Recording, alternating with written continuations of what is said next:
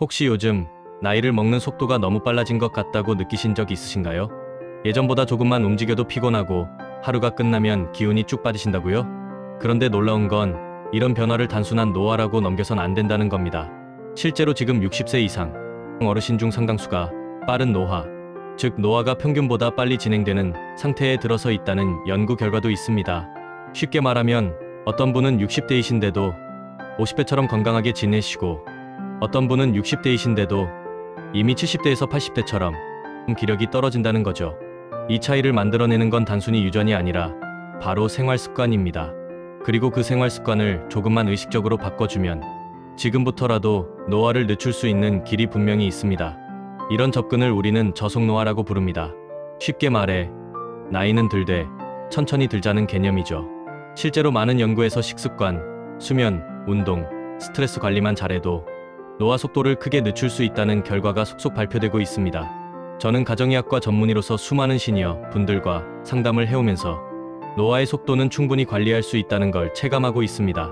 그리고 오늘 영상에서는 그 중에서도 지금 당장 실천 가능한 저속노화 루틴을 정리해서 알려드릴 예정이에요. 오늘 영상을 끝까지 보시면 나도 모르게 노화를 앞당기고 있던 습관이 무엇인지, 나이와 상관없이 젊어지는 신체 회복 루틴이 어떤 것인지, 누구나 따라할 수 있는 저속노화 실천법 5가지를 하나하나 차근차근 배우게 되실 겁니다. 이 영상이 여러분의 건강한 내일의 작은 전환점이 되었으면 합니다. 그럼 지금부터 본격적으로 노화를 늦추는 실질적인 방법들을 알려드릴게요. 우리가 매일 먹는 식사, 그냥 배를 채우기 위한 걸로만 생각하셨던 분들 많으시죠? 하지만 식습관은 단순히 체중 조절만의 문제가 아니라 우리 몸 전체의 노화 속도를 좌우하는 아주 핵심적인 요인입니다. 예를 들어보겠습니다. 하루 3끼 중 대부분이 흰쌀밥, 국, 튀김, 단맛 나는 반찬으로 구성되어 있다면 이건 염증을 키우는 식사가 될 수 있어요. 이런 식단은 혈당을 빠르게 올리고 몸 안에 만성 염증을 만들면서 근육도 빠르게 줄고 관절도 약해지고 피부 탄력도 떨어지게 만듭니다. 반대로 식단에서 당분과 정제 탄수화물을 줄이고 채소, 해조류, 견과류, 콩, 생선처럼 식물성 위주의 영양소를 늘리면 우리 몸은 늙는 방향이 아니라 회복하는 방향으로 반응합니다. 또 하나 중요한 건 음식의 순서입니다. 같은 음식을 먹더라도 채소, 단백질, 탄수화물 순서로 먹으면 혈당이 급하게 오르지 않아 인슐린이 과하게 분비되지 않고 그 결과 몸의 노화도 더디게 진행됩니다. 실제로 미국 하버드대 연구에서는 노화 속도가 느린 사람들의 식습관 공통점을 분석했는데요. 바로 식사 순서, 채소 섭취량, 그리고 정제 탄수화물 섭취량이었습니다. 즉, 지금 당장 식사를 대단히 바꾸지 않더라도 내 밥상에서 어떤 걸 먼저 먹느냐, 하얀 음식은 줄이고 색 있는 자연식품을 늘리느냐만으로도 노화의 방향이 달라질 수 있다는 이야기입니다. 가장 쉬운 방법은 평소보다 채소 반찬을 1가지에서 2가지 더 올리는 것. 하루 한 끼라도 흰쌀 대신 잡곡밥이나 콩밥으로 바꾸는 것부터 시작해보세요. 몸의 변화는 느리게 오지만 어느 순간 전보다 덜 붓는다, 소화가 편하다, 기력이 회복된다는 걸 스스로 느끼시게 될 겁니다. 그럼 이번에는 식습관만큼 중요한 또 하나의 축, 바로 운동과 수면에 대해 이야기 나눠볼게요. 운동이 건강에 좋다는 건 누구나 알고 있지만 노화를 늦추는 데에도 직접적인 영향을 준다는 사실은 생각보다 덜 알려져 있습니다. 특히 60세 이후에는 움직임이 줄어들면서 근육량이 빠르게 줄어들게 되는데요. 이는 근감소증이라는 상태로 이어지며 균형감각 저하, 낙상 위험, 심지어 일상생활 기능 저하로 연결됩니다. 하지만 다행히도 아주 간단한 움직임부터 시작해도 충분합니다. 예를 들어 하루 30분 이상 걷기나 계단 오르기, 혹은 의자에 앉은 채로 다리 들기 같은 가벼운 근력 운동도 노화 속도를 늦추는데 효과적이라는 연구가 많습니다. 또 중요한 건 지속성입니다. 한 번의 무리한 운동보다 일주일에 3번씩 규칙적으로 하는 가벼운 운동이 우리 몸에는 훨씬 큰 변화를 가져옵니다. 노화는 하루아침에 오는 게 아니듯 그걸 늦추는 일도 매일의 작은 실천에서 시작되기 때문이죠. 그리고 운동만큼 중요한 게 바로 수면입니다. 수면은 단순한 쉼이 아니라 우리 몸의 회복과 복구가 이루어지는 시간입니다. 잠을 충분히 자지 못하면 세포 재생이 늦어지고 근육 회복도 원활하지 않아 결국 피로가 누적되고 노화가 가속화될 수밖에 없습니다. 특히 노년기에는 수면의 질이 떨어지는 경우가 많기 때문에 단순히 몇 시간 잤는가 보다는 일어나서 얼마나 개운한가가 중요한 기준이 됩니다. 따라서 하루에 최소 6시간에서 7시간의 수면을 확보하고 자기 전 스마트폰이나 TV 대신 조용한 음악, 호흡 명상 같은 편안한 루틴을 들이는 것이 도움이 됩니다. 운동과 수면은 서로를 보완하는 관계입니다.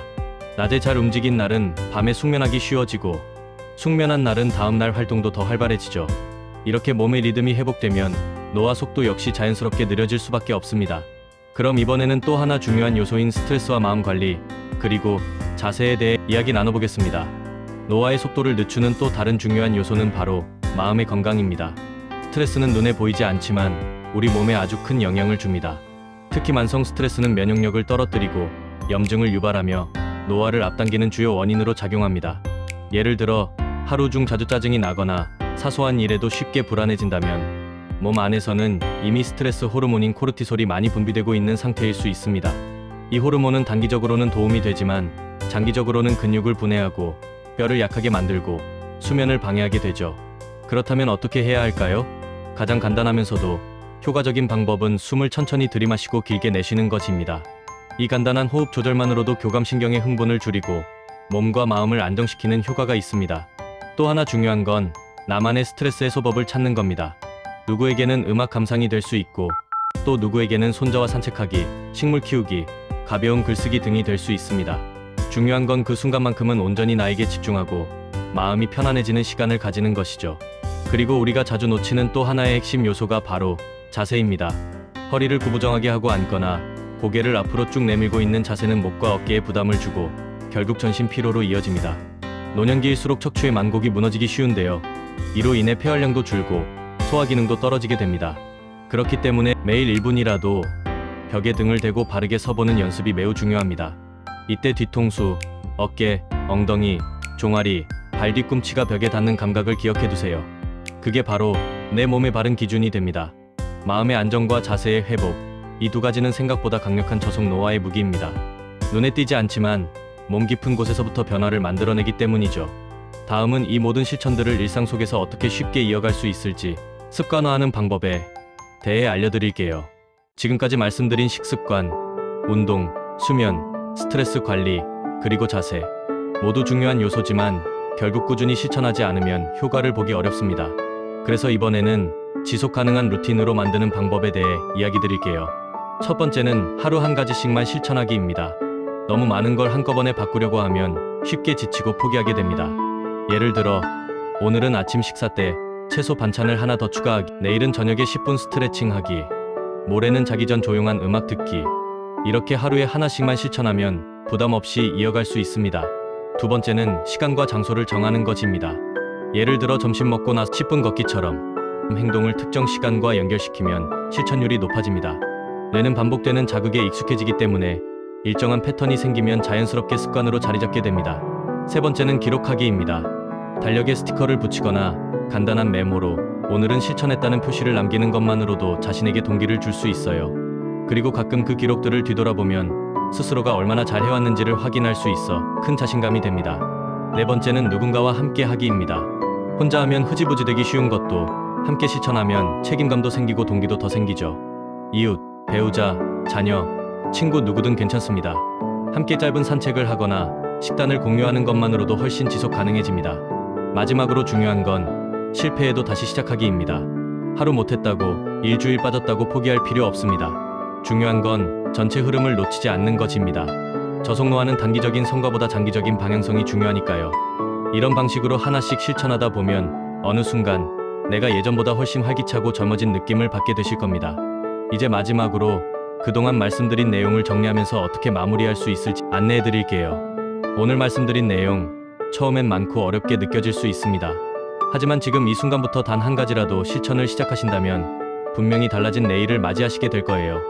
노화는 피할 수 없지만 어떻게 나이 들어가느냐는 우리가 선택할 수 있습니다. 빠르게 약해지고 병들어가는 노화가 아니라 천천히 단단해지고 회복하는 저속 노화의 길. 그것은 결코 특별한 사람들만의 것이 아닙니다. 지금 이 영상을 보고 계신 바로 여러분, 이 순간부터 시작할 수 있습니다. 식탁 위에서 채소 한 가지를 더 올리는 것, 오늘 하루 10분 걷기, 자기 전 조용히 숨을 고르는 것. 이 작은 행동들이 바로 여러분을 지키는 힘이 될 겁니다. 중요한 건 완벽하게 하려고 애쓰기보다 내 삶에 맞게 조금씩 하지만 꾸준하게 이어가는 것입니다. 그리고 그 길을 가다 보면 어느 순간 거울 속 내 모습이 더 밝아지고 몸의 반응이 더 편안해지고 삶의 만족감이 높아졌다는 걸 느끼시게 될 겁니다. 저속 노화는 결국 나를 위한 선택입니다. 나를 아끼고 내 몸을 존중하는 선택. 오늘 그 첫 발걸음을 떼신 여러분께 진심으로 박수를 보내드립니다. 이 영상이 여러분의 건강한 인생 여정에 든든한 동반자가 되었기를 바랍니다. 시청해주셔서 감사합니다.